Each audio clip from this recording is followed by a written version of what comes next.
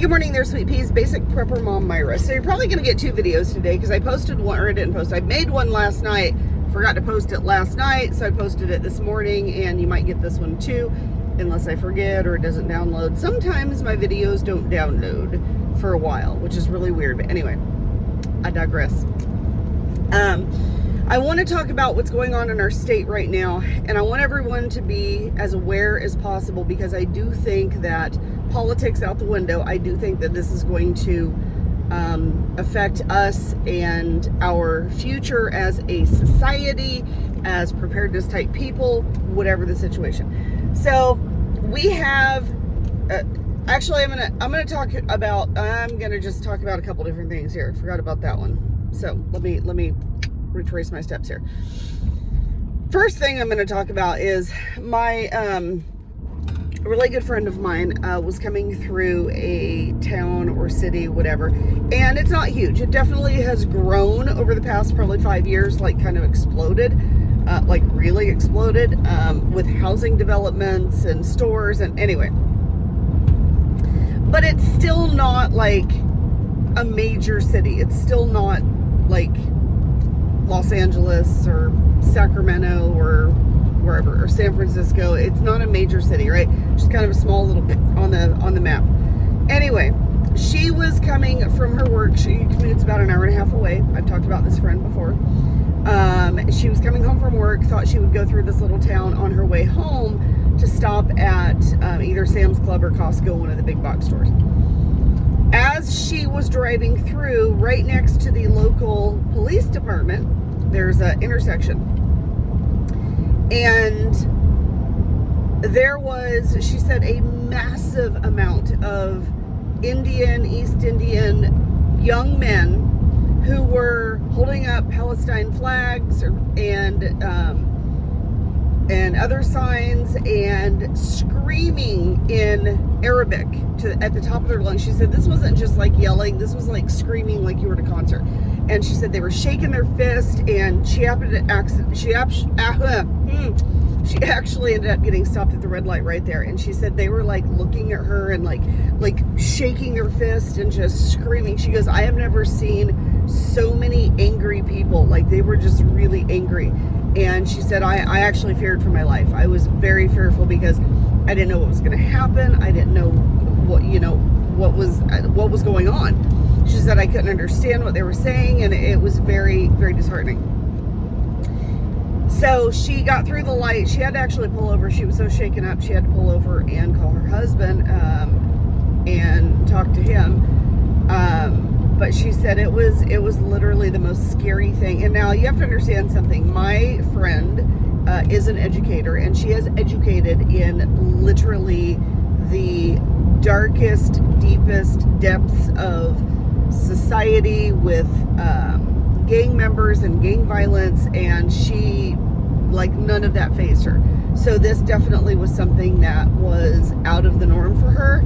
And she's not kind of a little shrinking violent either. Violet? I'm sorry, that was shrinking violet as in the flower. Sorry.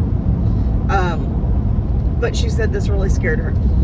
Now, someone else had mentioned, yes, they bust these people up to protest, blah, blah. My theory on that is, if there are that many young East Indian, whatever that is, young men who are very angry at the United States in that little peaninky small little hole of a town, how many more people are all across the United States? How many of these? And is this, wait, hold on, I'm going to put my hat on, a little tinfoil hat. And is this part of these sleeper cells? Because if there's that many of them in this little area, what does that mean for everywhere else? Now, this actually ties into what I was going to talk about. So, dignitaries from China, as well as I think Xi Jinping is supposed to be here too, are coming to San Francisco. I'm not calling him governor because he ain't my governor. I'd call him something else, but let's keep this PG. Mr. Newsom has cleaned up Sacramento for him. No, he hasn't really cleaned it up. First of all, Why would you clean it up for dignitaries coming in, but you won't clean it up for your own people in your own state that like we're not worth it? Okay. Second of all, he didn't really clean it up. Basically, they moved everyone, excuse me, to the outskirts, pushed everybody back, all the homeless and everything, pushed everybody back, sanitized the streets in just that little area. And as soon as this is done and over, they're going to move back in. Anyway. But I am not seeing, but I have heard that there are just Chinese flags all over the place, welcoming them. You know, we knew that Newsom went over to China. Now he's coming here. Supposedly Biden and Harris are going to be here, blah, blah, blah, or some big whatever, big yip-de-doo-dah going on. And there are major protests that are being planned. And it's all pro-Palestinian protest. And like my friend said, she goes, this was not a peaceful protest. This is not just standing there holding up signs, hey, you know, please, you know, whatever. She said this was very, very ugly and very violent, or it felt very violent. And it felt like any moment, she said she felt like she was in a war zone, overseas in a war. She definitely felt like she was in a war zone. And she said, I just feel like all it would have taken was one, and it just would have popped off. Like everybody just would have been done for, kind of thing. But she did make it home safely. And she did say that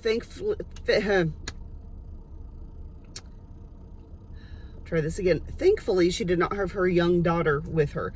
She has a special needs daughter, and she was thankful that she wasn't with her at the time, because she was honestly shook after that. So then my oldest daughter came home before I even had this conversation with my friend last night. My oldest daughter came home and said, hey, just to let you know, they're planning all these protests, and, you know, like hundreds of thousands of people are going to be protesting, blah, blah. Great. Well, we definitely won't be going to San Francisco anytime soon. Not that we would anyway, but so I told my friend last night, after talking to her and after talking to my oldest daughter and seeing what she found, and she actually showed me flyers with a lot of different major cities that are in our area that are going to be holding these protests. And I told my friend, I said, yeah, you probably just need to stay home. Just everybody stay out of the bigger cities. Don't go anywhere. Stay close to home, which is what I recommend.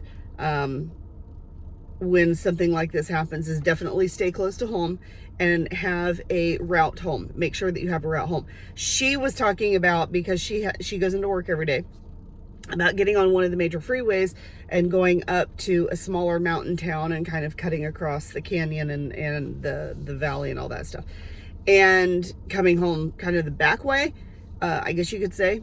And I said, well, that's great, but the first thing that's going to be a problem are the freeways, because those are going to be the first thing that people either hit or close off.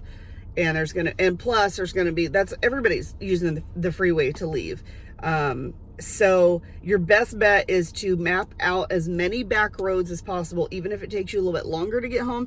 Map out as many back roads as possible that people might not know about, and that's going to be your route to get back home.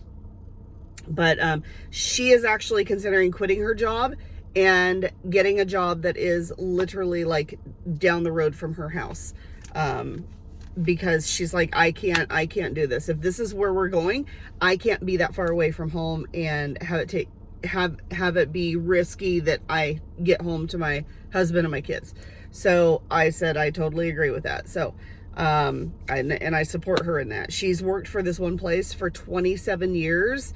But it's now to the point where she feels that her safety traveling to and from, that her safety is probably not a great place. Now, the problem that I have with everything that's going on is they're supposed to be having some big, I don't know if it's a whatever summit conference, whatever they're having with all the world leaders, and Biden and Harris and Newsom is supposed to be there. Now, I've heard from a couple different people that this is going to be the flipping point where basically Biden ducks out of the presidential nominee ticket and Newsom steps in as his replacement, and it'll be him on the ticket. This is kind of, which is funny because, you know, he's, oh no, I'm not running for, I'm not, whatever. So the biggest issue that I have is they're all of a sudden being buddy-buddy with China. And I know that we do a lot of commerce with them. But if we're supplying Ukraine with billions of dollars for the war that they're having with Russia. Russia and China have already said they got each other's back. China has said they want to invade Taiwan, who we've said to Taiwan that we would have their back. Where in the hell is China and the US coming in? Like, what is going on? Because you've got a major enemy who has colluded with Russia, who is an enemy of Ukraine, who we've funded, and China, who's an enemy of Taiwan, who we've said that we would back them if something happened. Why? What y'all doing? And the whole peace talk thing, we're going to try to, no. Y'all. This has everything to do with this. I'm going to tell you right now, Mr. Newsom has nobody's best interest except his own. He wants this in his pocket. He wants this in his wife and his kids' pocket so that they can live the high life. And let me tell you something. They live the high life. They are I can't watch the man talk. I can't even look at him because he just reminds me of Hitler. I'm just going to say it. He just reminds me of Hitler. The way he talks, the way he presents himself, the way he slicks back his greasy ass hair. Sorry for the language. Everything about this man reminds me of Hitler. The way he lives his lifestyle, he looks down on everyone else and thinks that he rises above everyone. He basically is a dictator. He is a king. That's what he wants to be. He wants to be the all-powerful, and he wants to sit on his throne and rule over everyone while all of us are playing Hunger Games to survive.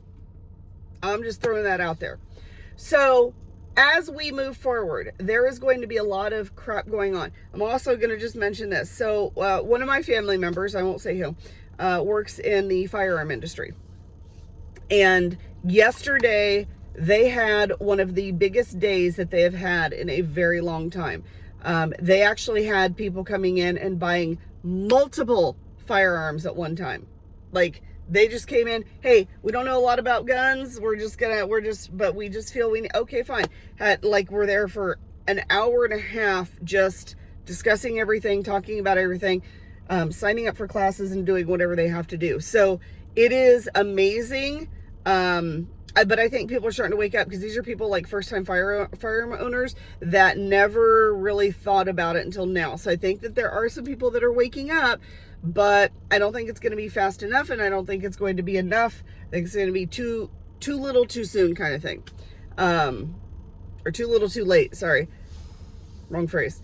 So that's what I have to talk about today. You guys need to keep definitely your head on a swivel and continue to stock up and store up. I can't stress that enough. And make sure that you have the ability to protect yourself. I would say personally, stay out of larger cities, stay out of larger crowds, because if we end up with these sleeper cells, now we also know that that there were a lot of Chinese people coming in, nationals coming in, that were younger males, not a lot of females, just younger males. So I believe that we've got a crap ton of sleeper cells.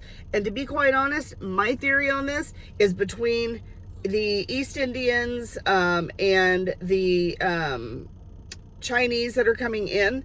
I believe that they probably outnumber U.S. residents right now. So if there are sleeper cells, if something is to pop off, I believe that we're going to see a crap ton of stuff happen really fast. So that's just my thing. I'm not saying it's going to happen. I'm not going to say when it's going to. I'm just saying if that's going to be the case. If something pops off and the sleeper cells all of a sudden go, woo! Now, who's to say that those sleeper cells, the Chinese that are coming in and the East Indians, don't like each other? What if they don't like each other? Now they're going to be fighting together on our turf and we're going to basically be the casualty?